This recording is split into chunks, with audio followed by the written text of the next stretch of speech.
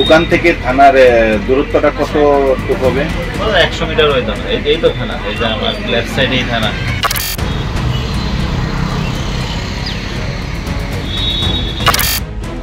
বিশালগড় থানার সামনে পুলিশকে চ্যালেঞ্জ জানিয়ে সোমবার ভোর রাতে জুয়েলার্সের দোকানে হানা দিল চোর। পুলিশ বসে বসে আঙ্গুল চুষে অভিযোগ বাজার ব্যবসায়ীদের।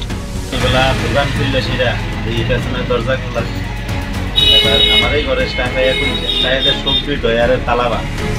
এবার আমার ফোন করছে, আমিও আইছি, সেটা দেখলাম ঠিক আমার ডয়ারতে ধরে পেছনের ভেতরে ডয়ার আছে, সবজি তালাবা।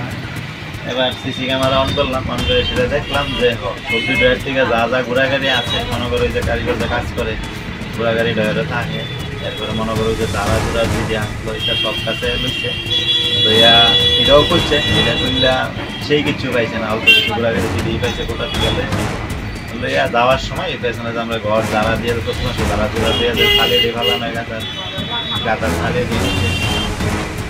এবং ঘটনাটা হয়েছে ভোর 4:30 থেকে ক্যামেরা দিয়ে দেখলাম আর কি, 4:30 থেকে প্রায় 4:41 অবধি, মানে এটা ভোরবেলার ঘটনা।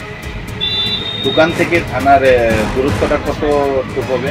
100 মিটার হইতো না। এই তো থানা, এই যে আমার লেফট সাইডেই থানা। থানার সামনে যে সিসি ক্যামেরাগুলো আছে সেগুলো কি সচল আছে না? এটা যদিও জানি না, তবে আমরা পুলিশকে তো বিষয়টা জানানো হয়েছে, বা পুলিশ আয়েসিরা দেখতেও গেছে বিষয়টির সাথে, বাজার ব্যবসায়ীকেও আইসে।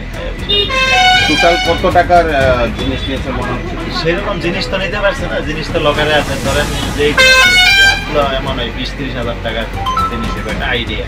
দোকানের নামটা কি? নাম বলা না, যে মালিকের নাম? বিষয়